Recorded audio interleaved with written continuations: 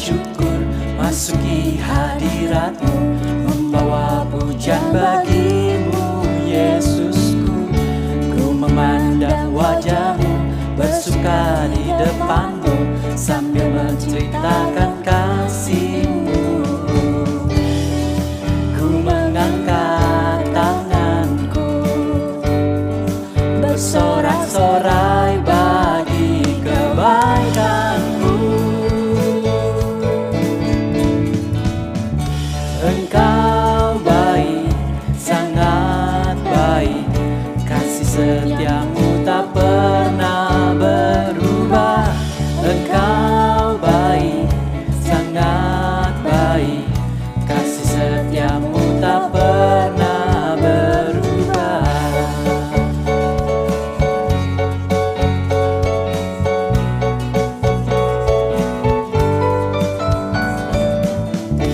Dengan hati bersyukur masuki hadirat-Mu, membawa pujian bagi-Mu Yesusku. Ku memandang wajah-Mu, bersuka di depan-Mu, sambil menceritakan kasih-Mu. Ku mengangkat tanganku, bersorak-sorai bagi kebaikan-Mu. Engkau baik, sangat baik, kasih setia-Mu tak pernah berubah. Engkau baik, sangat baik, kasih setia-Mu tak pernah berubah. Engkau baik, sangat baik, kasih setia-Mu tak pernah berubah. Engkau baik, sangat baik, kasih setia-Mu tak pernah berubah. Engkau baik, sangat baik, kasih setia-Mu tak pernah berubah. Engkau baik, sangat baik, Kasih setia-Mu tak pernah berubah.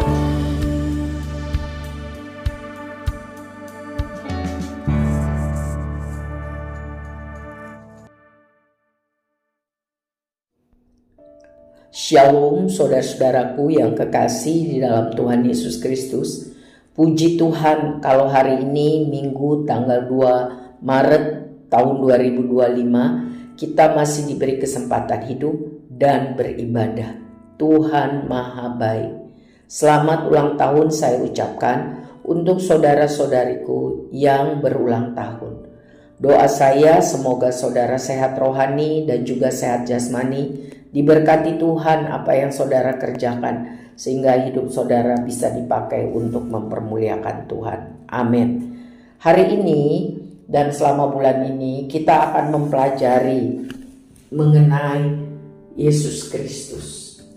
Pertanyaannya, mengapa harus percaya kepada Tuhan Yesus dan bukan kepada yang lain? Sekali lagi, mengapa kita harus percaya hanya kepada Tuhan Yesus dan bukan yang lain? Saya berdoa semoga kita memiliki pengetahuan yang bertambah sehingga kasih kita kepada Tuhan Yesus semakin bertumbuh. Hidup menjadi pelaku firman menyenangkan hati Tuhan. Mari kita berdoa mohon berkat Tuhan. Bapa kami yang baik, Tuhan Yesus Kristus, terima kasih untuk kesabaran, kemurahan Tuhan sampai hari ini. Bulan baru Tuhan berikan bagi kami, dan beserta Tuhan kami akan aman.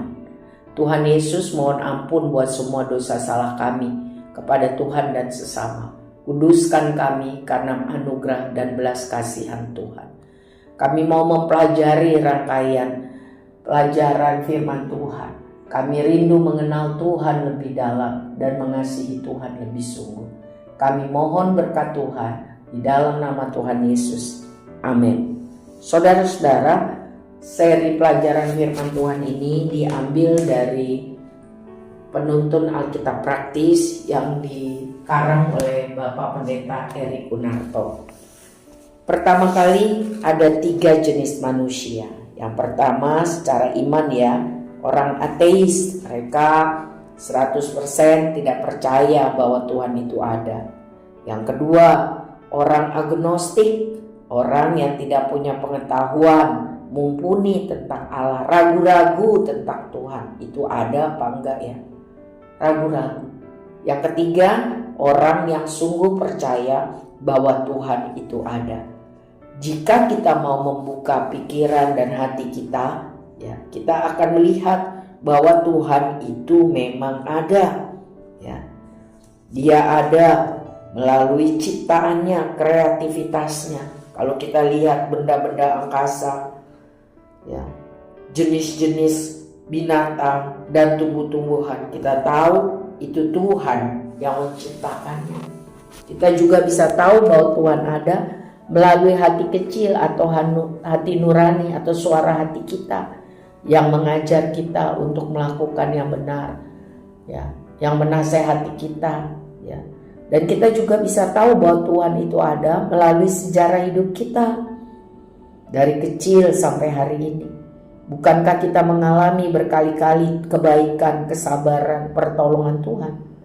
Kalau kita cermat mempelajari sejarah bangsa kita Indonesia, dari zaman dulu sebelum adanya Indonesia sampai hari ini berproses naik turun dan sebagainya dalam sosial politik, dalam ekonomi, dalam kebudayaan. Kita tahu bahwa Tuhan ada, Tuhan yang mengatur, menaikkan dan merendahkan suatu bangsa atau manusia. Dan yang paling jelas mengenai campur tangan Tuhan dalam perjalanan hidup orang Israel. Itu semua tercatat di dalam Alkitab, khususnya Perjanjian Lama, sebagai contoh gambaran pilihan hidup yang seharusnya. Nah, secara khusus Tuhan juga menyatakan dirinya, ya, melalui Roh Kudus, Rohnya yang kudus, untuk berkomunikasi dengan manusia. Roh Kudus tinggal di dalam setiap orang yang percaya kepada Yesus. Sesudah kita percaya dan terima Yesus sebagai Tuhan dan Juru Selamat, Alkitab mengatakan Roh Kudus tinggal dalam hati kita. Persoalannya, apakah kita mau hidup dipimpin Roh Kudus atau tidak? Kalau kita tidak mau dipimpin Roh Kudus, menolak, maunya mengatur diri sendiri, maka Roh Kudus akan meninggalkan kita. Maka yang akan menguasai adalah iblis yang lebih jahat lagi. Alkitab juga mengatakan bahwa Allah menyatakan dirinya melalui para malaikat. Ya. Itu banyak ternyata dalam Perjanjian Lama, dalam Perjanjian Baru. Ya. Mengenai penglihatan yang dialami oleh Maria waktu dia mau hamil Tuhan Yesus, Allah yang menjelma menjadi manusia, itu dinyatakan oleh malaikat Gabriel. Juga dalam perjumpaan malaikat Gabriel dengan Imam Zakaria, ya, yang mengatakan bahwa dia doanya sudah dijawab, dia akan mempunyai anak, istrinya Elizabeth akan mengandung, ya. Dan banyak lagi pelayanan malaikat yang bisa kita baca melalui firman Tuhan. Dan Allah menyatakan dirinya juga melalui hamba-hambanya, para rasul, ya, para nabi, dan semua tercatat di dalam Alkitab.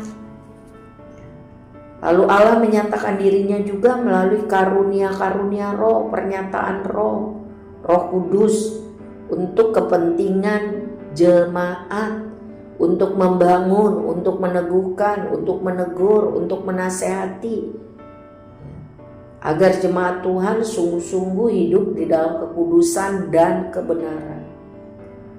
Nah, Tuhan juga menyatakan bahwa Dia ada melalui siapa? Melalui Yesus Kristus, Tuhan kita, Allah yang menjelma menjadi manusia. Tuhan atau Allah itu tidak kelihatan. Yesus adalah Allah yang menjelma menjadi manusia. Makanya Dia disebut Allah yang menyertai kita, Immanuel, Matius 1 ayat 23. Dan secara gamblang Yesus mengatakan bahwa Ia datang dari sorga. Yohanes 3 ayat 13. Ya. Dan Yesus berkata bahwa Dia adalah jalan dan kebenaran dan hidup. Tidak ada satupun orang yang bisa datang kepada Bapa kalau tidak melalui Dia, melalui Yesus. Yohanes 14 ayat 6. Jadi Allah itu ada. Ya, sebab itu kita harus yakin sungguh-sungguh. Ya. Nah, sekarang di dalam dunia ini banyak orang yang percaya dengan bermacam-macam Allah. Kita mau lihat apakah Allah itu yang dipercaya itu Allah yang benar atau Allah yang palsu. Tentu kita tidak mau menyembah Allah yang KW atau palsu. Kita mau menyembah Allah yang benar. Ya. Siapa Allah yang benar?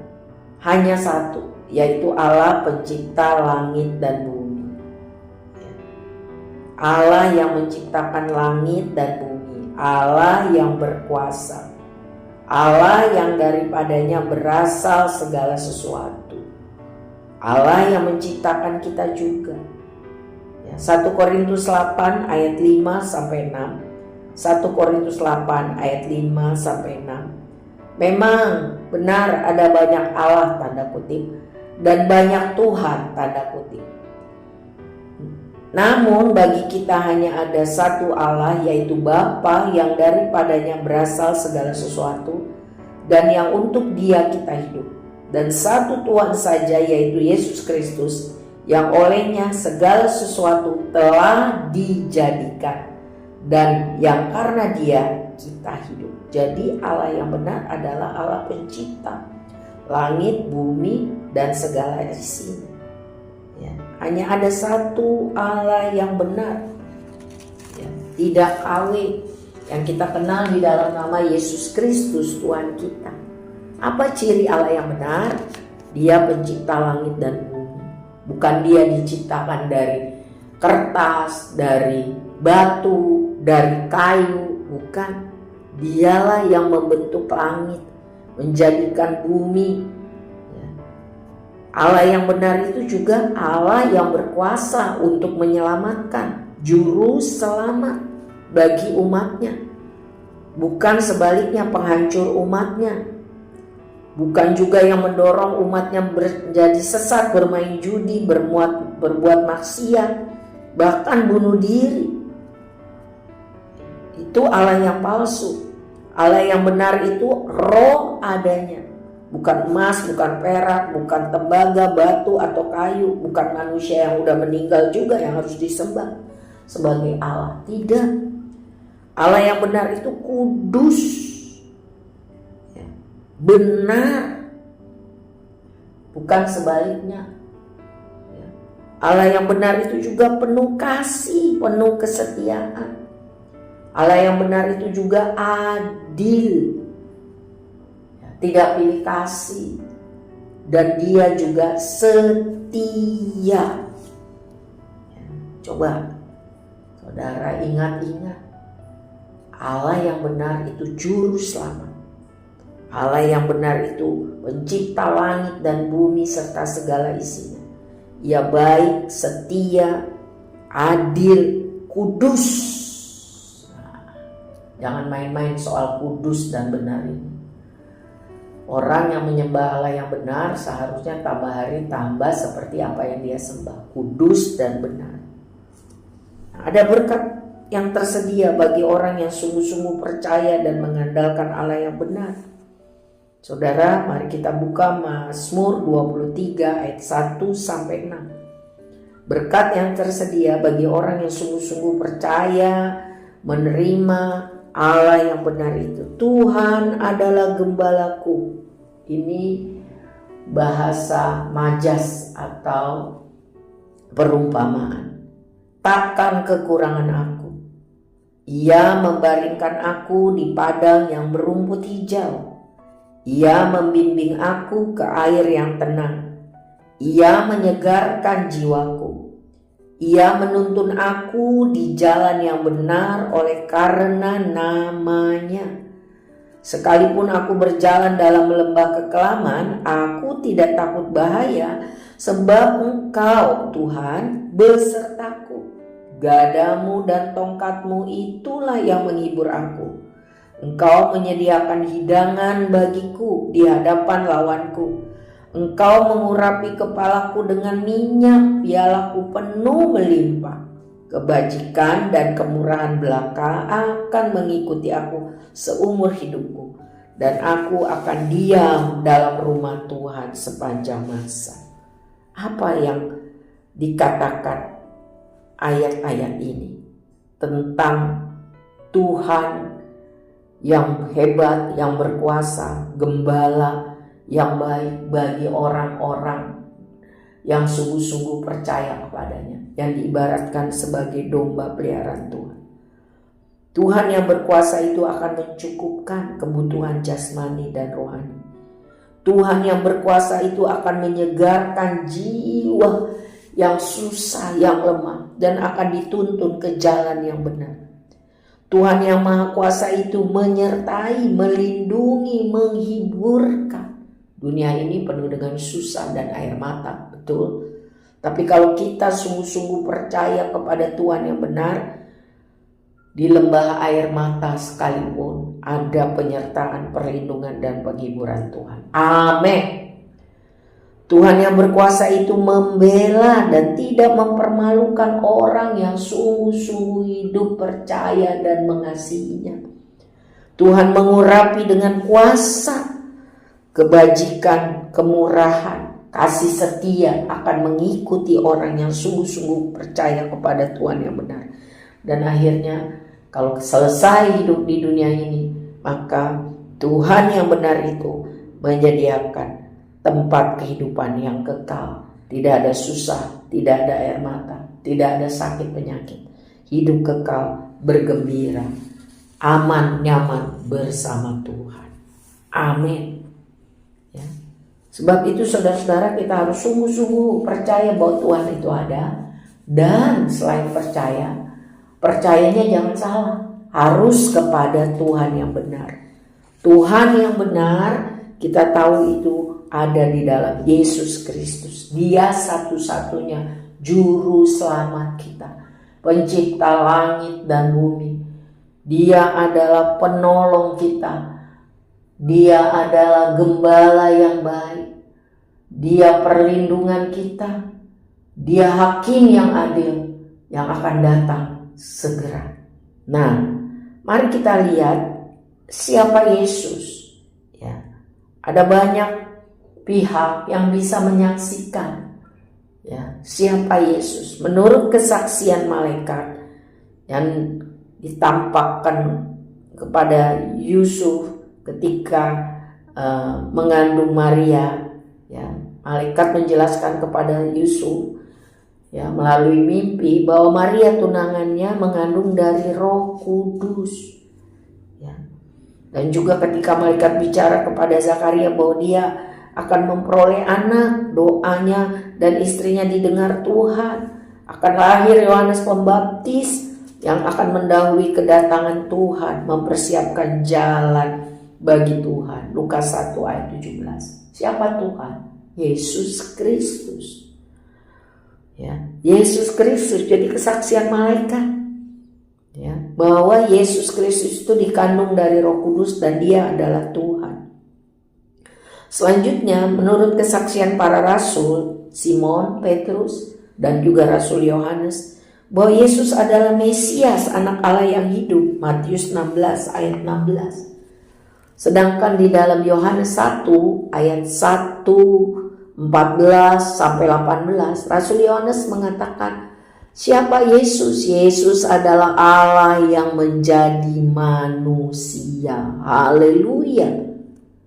Selanjutnya menurut kesaksian orang-orang yang tadinya membenci Yesus, yang menyiksa Yesus, kepala pasukan, prajurit-prajurit Roma yang menyalibkan Yesus, mereka mengatakan sendiri di dalam Matius 27 ayat 54 bahwa Yesus adalah anak Allah. Mereka melihat itu dari tanda-tanda alam. Yesus bukan orang biasa, bukan orang jahat, tetapi dia adalah anak Allah, punya otoritas seperti Allah, berkuasa atas alam semesta. Selanjutnya, Allah Bapa dari sorga juga 2 kali berkata bahwa Yesus adalah anaknya yang ia berkenan, yang ia kasih. Ya, Matius 3 ayat 17, Lukas 9 ayat 35. Inilah anakku yang kupilih, dengarkanlah dia. Inilah anak yang kukasihi, kepadanya aku berkenan. Jadi Yesus itu sungguh-sungguh adalah Tuhan, Juru Selamat, Allah yang menjadi manusia. Iblis pun, ya, mantan malaikat yang berdosa itu, bersaksi bahwa Yesus adalah anak Allah yang maha tinggi. Markus 5 ayat 6 sampai 7. Kita baca Markus 5 ayat 6 sampai 7. Ketika ia, roh jahat dari pekuburan, melihat Yesus dari jauh, berlarilah ia mendapatkannya lalu menyembahnya. Dan dengan keras ia berteriak, "Apakah urusanmu dengan aku, hai Yesus, anak Allah yang maha tinggi? Demi Allah jangan siksa aku." Wow, luar biasa menemukan iman kita bahwa Yesus benar-benar adalah anak Allah yang maha tinggi. Nanti kita akan bicarakan mengenai apa sih maksudnya anak Allah itu. Menurut kesaksian Yesus sendiri, saudara-saudara, bahwa ia adalah anak manusia yang turun dari sorga sebagai utusan Bapa sorgawi. Yohanes 5 ayat 36. Tetapi aku mempunyai suatu kesaksian yang lebih penting daripada kesaksian Yohanes, yaitu segala pekerjaan yang diserahkan oleh Bapa kepadaku supaya aku melaksanakannya. Pekerjaan itu juga yang kukerjakan sekarang, dan itulah yang memberi kesaksian tentang aku bahwa Bapa mengutus aku.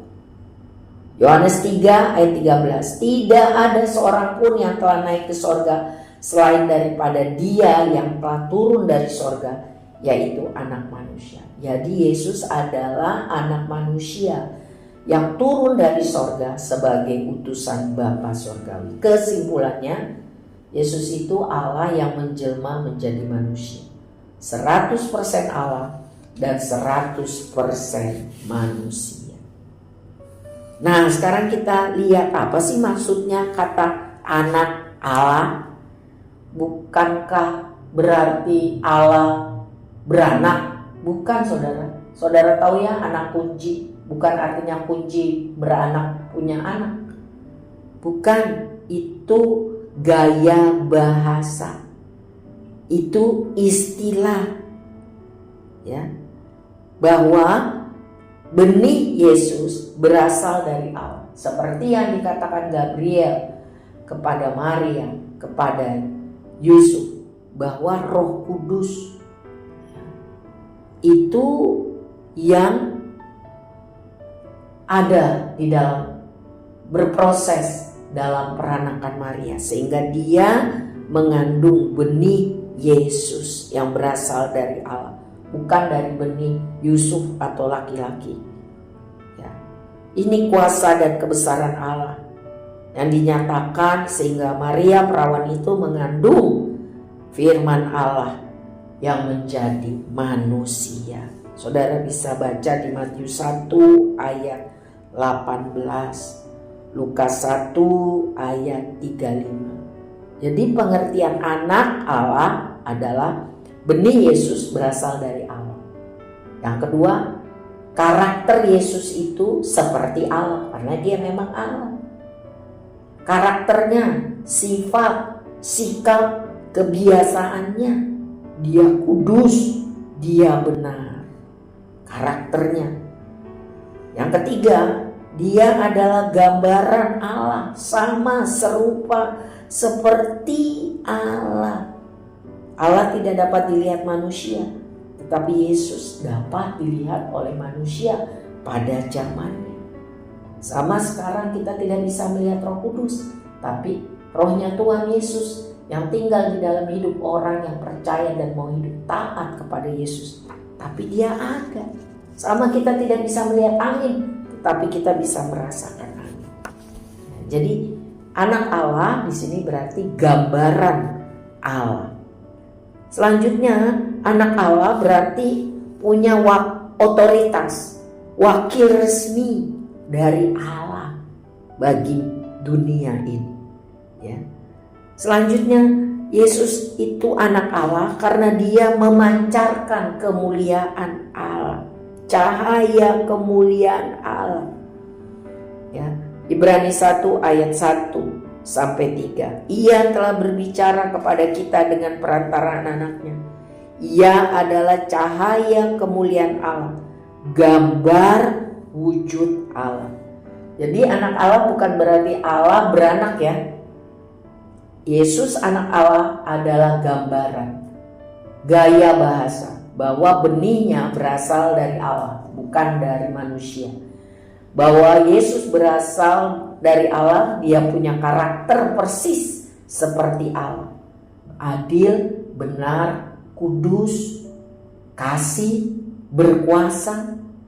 Dia adalah gambaran atau sama seperti Allah. Ia adalah wakil resmi Allah, agen otoritasnya Allah.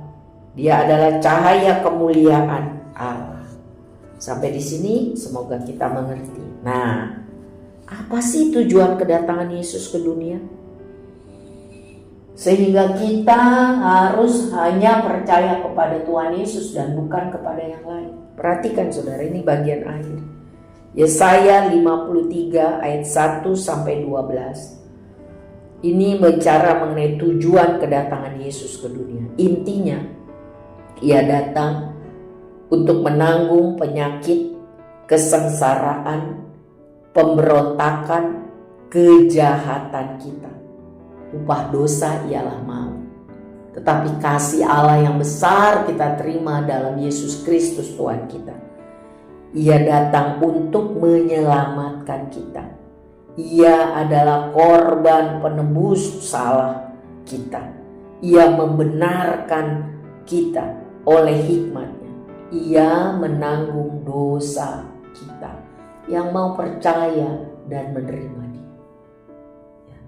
Di luar Dia tidak ada keselamatan. Kenapa? Karena hanya Dia Tuhan yang benar. Matius 1 ayat 21 mencatat tujuan kedatangan Yesus untuk menyelamatkan umat-Nya dari dosa. Sebab itu untuk bisa selamat diampuni dari dosa itu hanya karena kasih anugerah berkat Tuhan. Tidak bisa dengan amal, jariah, kekuatan, sumbangan, perbuatan baik, semua terbatas. Dia datang, Yesus datang untuk menyelamatkan umatnya, orang yang percaya kepadanya dari dosa. Lukas 4 ayat 18 sampai 19. Lukas 4 ayat 18 sampai 19 menyimpulkan bahwa Dia datang untuk menyampaikan kabar baik pada orang miskin, untuk memberitakan pembebasan pada orang-orang tawanan, untuk memberi penglihatan bagi orang buta, dan untuk membebaskan orang-orang tertindas, serta memberitakan tahun rahmat Tuhan. Wow, luar biasa, sangat menghibur, menguatkan kita. Dia, Yesus Kristus, sungguh-sungguh Tuhan dan Juru Selamat. Ia datang untuk menolong, menguatkan, memberkati, menghibur, membebaskan, memberitakan kabar baik atau Injil keselamatan. Tahun rahmat Tuhan, berkat Tuhan hanya ada di dalam Yesus Kristus Tuhan kita. Berkat rohani, berkat jasmani dalam nama Tuhan Yesus diterima, sedang diterima, dan akan diterima bagi umat-Nya, tentu yang sungguh-sungguh percaya, taat, dan setia. 2 Korintus 5 ayat 21 serta 1 Petrus 2 ayat 22 sampai 24 mencatat Yesus Kristus menanggung atau memikul dosa kita supaya apa? Kita dibenarkan oleh Allah. Amin. melalui pelajaran ini. Jadi kita tahu benar-benar hanya ada di dalam Yesus Kristus keselamatan itu. Jadi mengapa harus percaya kepada Tuhan Yesus dan bukan percaya kepada yang lain? Karena hanya Yesus Kristus satu-satunya Allah, Tuhan yang benar. Kiranya ini menguatkan iman saudara dan kita tambah kuat di dalam Tuhan dan kita tambah rindu memberitakan kepada banyak orang bahwa Tuhan Yesus satu-satunya Tuhan yang benar, juru selamat yang benar. Di luar Dia tidak ada kebenaran. Mari kita satu dalam doa. Bapa yang baik, terima kasih untuk kesempatan mempelajari tentang kebenaran bahwa Yesus Engkau satu-satunya Tuhan dan Juru Selamat yang benar. Satu-satunya jalan kebenaran dan hidup. Kami terima pengetahuan itu. Kami sungguh-sungguh mau menghargai kebenaran itu dan mengerjakan keselamatan yang Tuhan berikan itu, anugerah itu dengan takut dan gentar. Kami mau hidup menjadi pelaku firman. Kami rindu sungguh-sungguh menjadi serupa dengan karakter Tuhan. Dan kami mau Tuhan menjadi pemberita-pemberita Injil kabar sukacita. Supaya keluarga kami, teman-teman kami, banyak orang boleh percaya kepadamu dan diselamatkan. Pakai kami semua, mulai dari anak sekolah minggu, para remaja, kaum muda, para wanita dan pria, untuk menjadi saksi Tuhan yang efektif. Kami menyerahkan hidup kami di bulan Maret ini di dalam nama Tuhan Yesus. Dalam nama Tuhan Yesus ada pertolongan. Dalam nama Tuhan Yesus ada kesembuhan. Dalam nama Tuhan Yesus ada mujizat. Dalam nama Tuhan Yesus ada keberanian dan kesempatan memberitakan Injil. Dalam nama Tuhan Yesus ada pertumbuhan kualitas dan kuantitas. Kami terima dengan iman.